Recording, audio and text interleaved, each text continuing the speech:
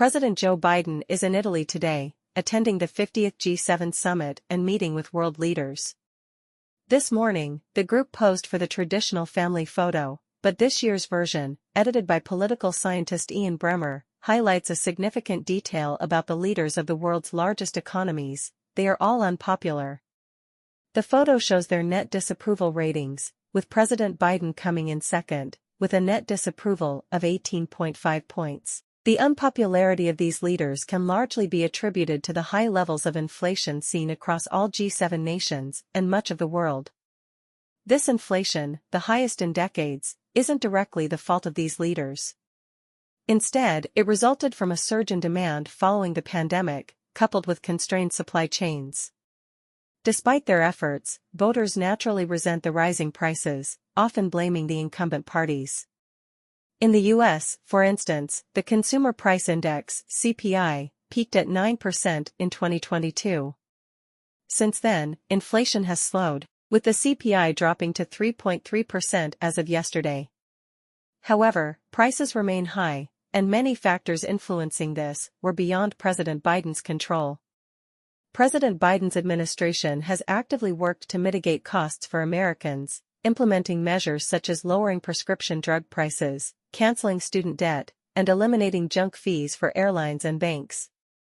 Nonetheless, the broader rise and fall in inflation is largely due to external factors, such as the pandemic and decisions by the Federal Reserve, not directly controllable by the president. As the 2024 election approaches, some voters might wonder why the choice of the next president matters if inflation seems to be stabilizing.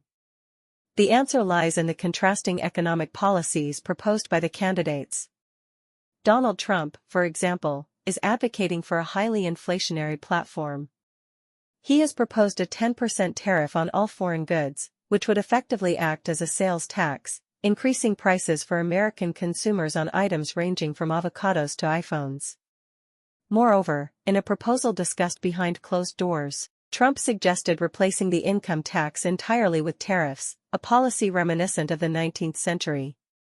Economist Paul Krugman calculated that this would require an average tariff of 133%, drastically raising prices for imported goods and costing Americans hundreds of millions of dollars.